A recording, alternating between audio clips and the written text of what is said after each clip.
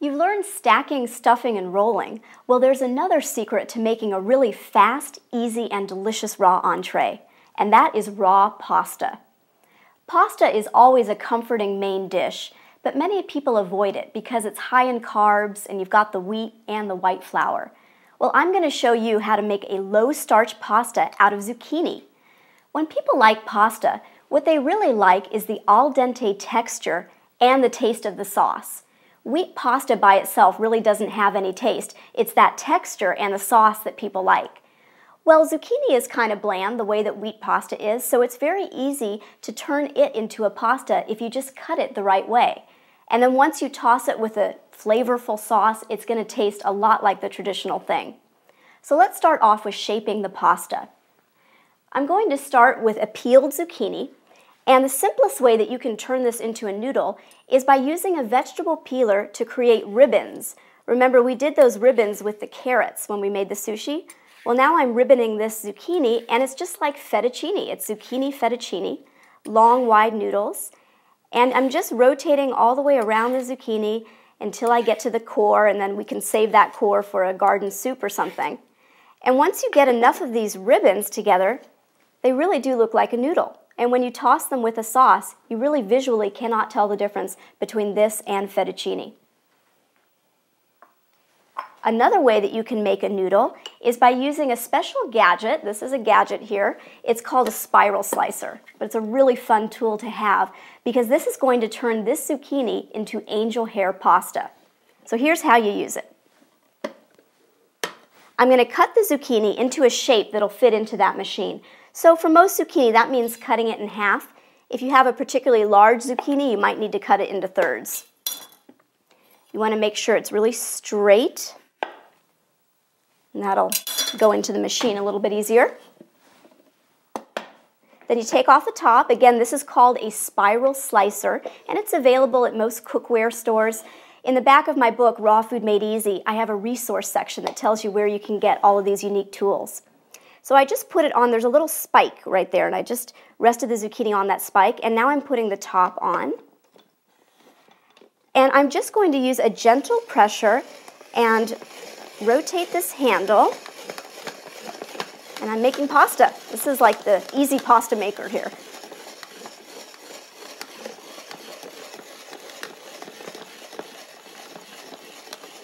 When you get to the very end, you'll stop feeling it resisting you, and that means it's not going to go any further. You take it off. There's always a little bit left that doesn't go through. Again, we'll save that for one of our garden vegetable soups. And here you have angel hair pasta. You can count on about 1 to 2 zucchini per person, so this is actually a lot faster than boiling water and making the wheat version.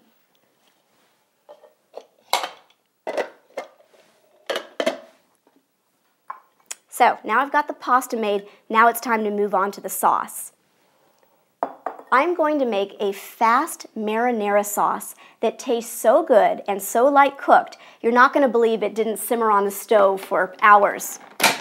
Really easy to do in a food processor, and I'm using the food processor because I like my marinara sauce to be a little bit chunky, and that's what the food processor as opposed to the blender is going to do. It's going to keep in some of that texture. So I'm going to start off with some tomatoes, and I've just chopped these tomatoes roughly. It doesn't need to look perfect because they're just going into the food processor. And some red bell pepper. And what the red bell pepper is going to do is give some sweetness to this sauce. When tomatoes cook, they develop a sweetness, and these tomatoes are raw, so they might have a hint of acid to them. So adding some red bell pepper is going to put the sweetness back in, and it's also going to make it a very vibrant red color. The secret ingredient in this marinara sauce is sun-dried tomatoes, and that's what's really going to give it the texture and taste of a cooked marinara sauce. Sun-dried tomatoes have a very intense, sweet, rich, tomatoey flavor, and they also act as a thickener. When we process them, they're going to add some body and thickness to this sauce. So I'll go ahead and add these. You can buy sun-dried tomatoes either totally dry or oil-packed. I'm using oil-packed right now. These have been packed in extra virgin olive oil, so they're very soft. If you buy them dry, just make sure that you soak them in water for a couple of hours before you add them into your recipe. Got some sun-dried tomatoes, And let's season that up. Everyone loves garlic in a marinara sauce. Wouldn't be marinara without garlic. I'm going to separate a clove right here. And raw garlic is a little bit stronger than when it's cooked, so I tend to use a little bit less in raw recipes. So I think a clove is going to be great. Let me loosen up that peel by cutting off the ends. And then I can crush the garlic a little bit with my knife, smash into it, and that loosens up the peel a lot. Peel that. And I'm going to use a garlic press. If I were making this in a blender, the garlic at all, I could just put the clove right in the blender. But in a food processor, you do need to crush it in so that it gets incorporated. All right, some other seasonings. I want to use some herbs in here. We've got some basil and oregano. Those are traditional seasonings in marinara. Of course, if you have fresh on hand, that's great. But this sauce tastes great with dried. Little basil, little oregano,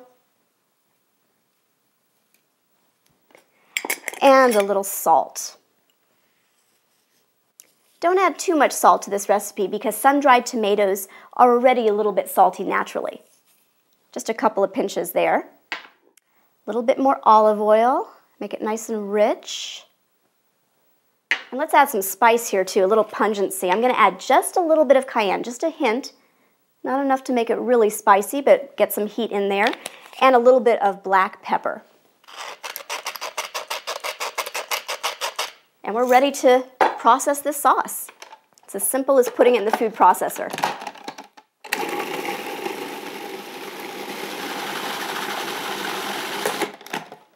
That is looking so thick and rich, and I can smell all the herbs in there. Just going to scrape it down with a spatula. This is one of my favorite recipes. I just love this marinara. Go ahead and process one more time. And that's it. That is really fast. So I'm going to go ahead and add the marinara to the zucchini. If you're serving this dish to friends, just wait to toss it with the marinara until a few minutes before you're going to serve it, because the zucchini will get a little bit watery if it sits too long in the marinara sauce. But separately, this sauce keeps for a week in your refrigerator, and the zucchini keeps for several days. So if you made this sauce in the beginning of the week, you could have an entree on the table within a matter of a couple of minutes. Oh, that is smelling so good. I'm going to give that a toss. So exciting to know that you can still eat spaghetti and be healthy. And these noodles are just softening right up.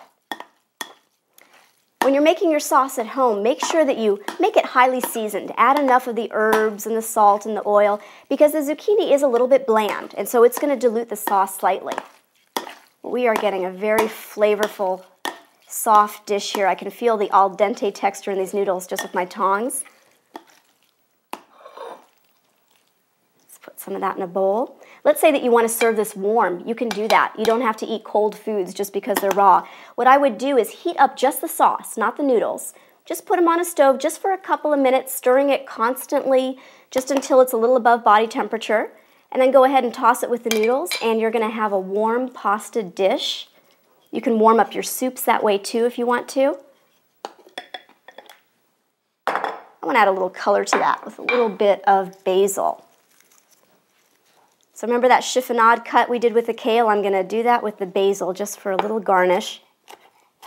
Just rolled it up, thin strips.